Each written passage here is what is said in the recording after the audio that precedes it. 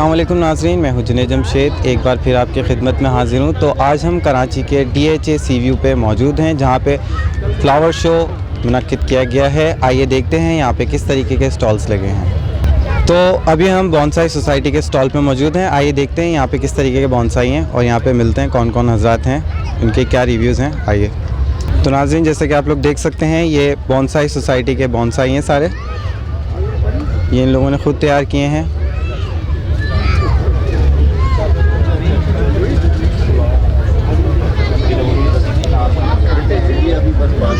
یہاں پہ different plants کے بونسائی تیار کیے گئے ہیں، وہ دیکھ سکتے ہیں۔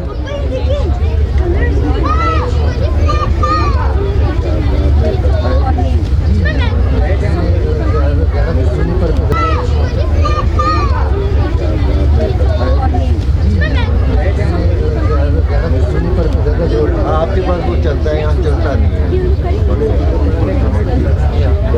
تو آج ہمارے ساتھ بونسائی سوسائٹی کے ایک سینئر ممبر موجود ہیں، ڈاکٹر سعید خان۔ آئیے ان سے ان کا ایکسپیرینس پوچھتے ہیں۔ السلام علیکم۔ وعلیکم السلام۔ جی سر، یہ بونسائی کی کیا انٹرسٹ ہے؟ لوگ بہت انٹرسٹ لیتے ہیں، یہ چھوٹا سا درخت ہوتا ہے، بہت اٹریکٹیو ہوتا ہے، اس کو آپ کیا سمجھتے ہیں؟ دیکھیے، بنیادی طور پہ بونسائی ایک جیپنیز ورڈ ہے جس کے دو حصے ہیں، bon and sai. It means tree in tray. درخت کو ایک عام ہمارے جو آب و ہوا میں، ہمارے ایٹماسفیئر میں جو پودے پر پائے جاتے ہیں، ان میں پوٹینشیل مٹیریل کو ہم منتخب کر کے اور ان کو ایک درخت کی شکل میں تراشتے ہیں۔ اس تراشنے کے کچھ اصول ہیں۔ بنیادی طور پہ یہ آرٹ ہسٹری میں ایسا سمجھا جاتا ہے کہ چائنا سے شروع ہوا تھا کئی ہزار سال پہلے، اور ایسی ایویڈنسز موجود ہیں، تصاویر موجود ہیں کہ 1000 سال پرانے درخت موجود ہیں اس وقت۔ تو اس کے بعد یہ جاپان میں اس آرٹ کو زیادہ پروموٹ کیا گیا۔ جاپانیوں نے اس آرٹ کو ایک نئی شکل دی اور انہوں نے کچھ ضابطے، کچھ اصول بنائے، کچھ اسٹائلز انہوں نے مقرر کیے کہ قدرت میں فطری طور پر جو درختوں کا اسٹائل ہوتا ہے، اس اسٹائل میں آپ ان درختوں کو چھوٹی قامت کا بنا کے تراش خراش کے منتخب کر کے برانچز کو اسی انداز میں، فطری انداز میں ایک درخت کی شکل دیں۔ اس کی بنیادی ضروریات کیا ہوتی ہیں کہ ایک پودا ایسا جس کا موٹا تنا ہو، پرانا ہو، اس میں بڑی تعداد میں شاخیں موجود ہوں، یعنی برانچز، چھوٹے پتے ہوں۔ بنیادی شرط یہ ہے کہ پتے چھوٹے ہوں تاکہ ایک تاثر دیکھنے والے کو یہ ملے کہ یہ ایک درخت ہے۔ اگر بڑے پتے ہوں گے تو پھر وہ درخت نہیں لگے گا۔ ایک تناسب ہونا چاہیے پتوں کی سائز میں، اور اس کے علاوہ اس کی جو ہوائی جڑیں ایریل روٹس کہلاتی ہیں، اس کے تنے کی باٹم میں جو بیس میں روٹس ہوتی ہیں، ان کو ایکسپوز کیا جاتا ہے۔ ایک مکمل ایک تصویر ایک درخت کی بنائی جاتی ہے۔ یہ بنیادی تصور ہے بونسائی کا۔ اس کے بعد ہم آتے ہیں کہ بونسائی کا پاکستان میں کیسے شوق ہوا۔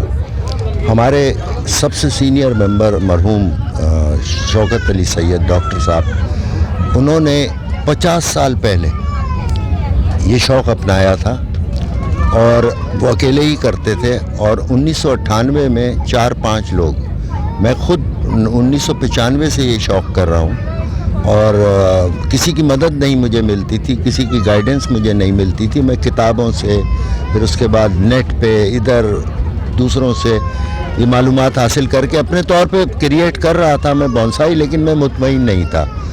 پھر اللہ کا کرنا ایسا ہوا کہ شوکت علی سید صاحب اور چند اور لوگ، ہمارے 4-5 لوگ ملے، ہم نے پھر ایک دوسرے سے تبادلہ خیال کیا، معلومات، تجربہ ایک دوسرے کا، ہم نے اس سے فائدہ اٹھایا، اور پھر ایک سوسائٹی ہم نے قائم کی 1998 میں، جو الحمدللہ 10-11 ممبرز پر مشتمل تھی، اور اب کئی 100 لوگ اس کے ممبر ہیں۔ اور ہمارے پاس اب ایک جگہ موجود ہے سرکاری طور پر DHA میں، زمزمہ پارک میں، بونسائی سینٹر کے نام سے، اور وہاں ڈسپلے سینٹر بھی ہے، اور ہم وہاں بلا کسی تعطل کے ہم ہر مہینے پہلی سیٹرڈے کو ہر مہینے کی وہاں پہ میٹنگز بھی کرتے ہیں، اور وہاں پہ ہم ورکشاپ بھی کرتے ہیں۔ جو نئے سیکھنے والے ہیں ان کو ہم دعوت دیتے ہیں کہ وہ آئیں اور سیکھیں۔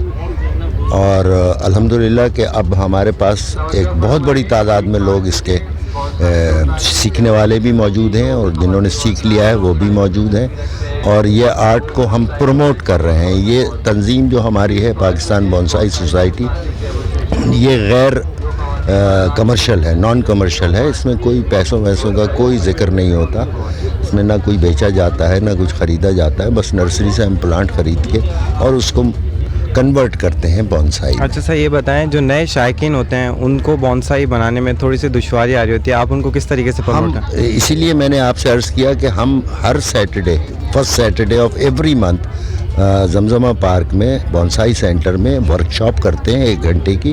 اس میں اس کی ابتدائی ٹیکنیکس، طریقے اور ان سے متعلق جو ان کے اوزار ہیں، ٹولز وغیرہ، ان کے متعلق ہر چیز ہم ان کو ایکسپلین کرتے ہیں۔ اگر وہ متواتر ان کو شرکت کریں ان ورکشاپس میں تو ود ان 1 ایئر وہ اس قابل ہو جاتے ہیں کہ وہ انڈیپینڈنٹلی بونسائی بنا سکتے ہیں۔ تو یہ ہماری سروسز رہتی ہیں، اور اگر بہت سے ایسے لوگ ہوتے ہیں کہ جو نہیں بھی آ پاتے تو ایسے مواقعوں پہ ہم اینول شو بھی کرتے ہیں، اپنا اینول ایگزیبیشن بھی ہماری ہوتی ہے، اور یہاں پر بھی ہم کوشش کرتے ہیں کہ کیونکہ بڑی تعداد میں لوگ ہوتے ہیں تو یہاں پر بھی ان کو ہم ایک شوق ان میں پیدا کریں اس چیز کا۔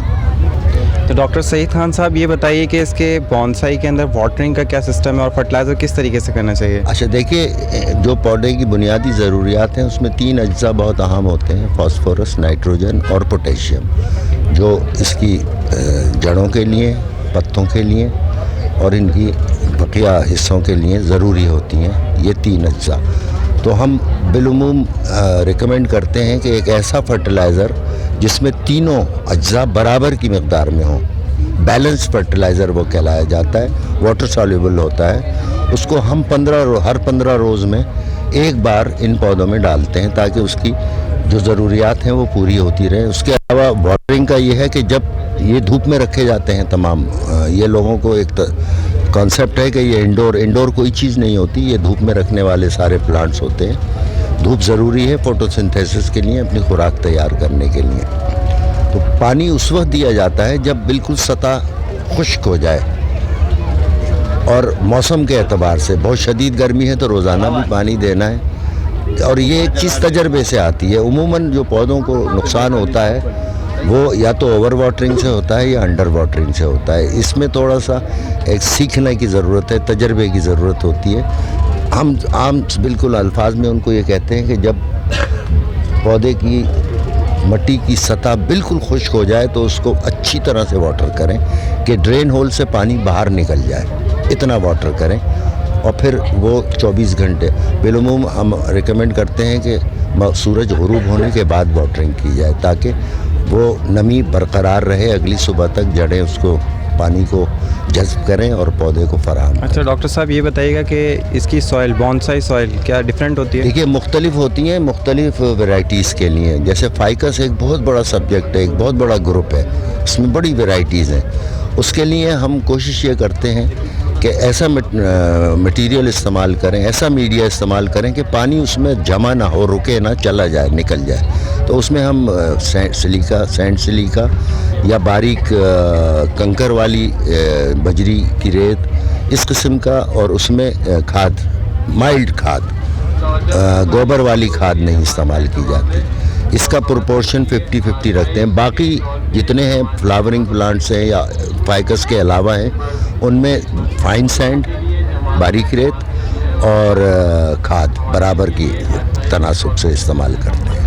اور 2 سال بعد ہمیں، چونکہ روٹس بہت زیادہ گرو کر جاتی ہیں تو ہمیں ری پاٹ کرنا ہوتا ہے، اس کو تبدیل کرنا ہوتا ہے، یہ پروسیس ہے اس کا۔ ڈاکٹر سعید خان صاحب آپ کچھ کہنا چاہیں گے نئے شائقین کے لیے؟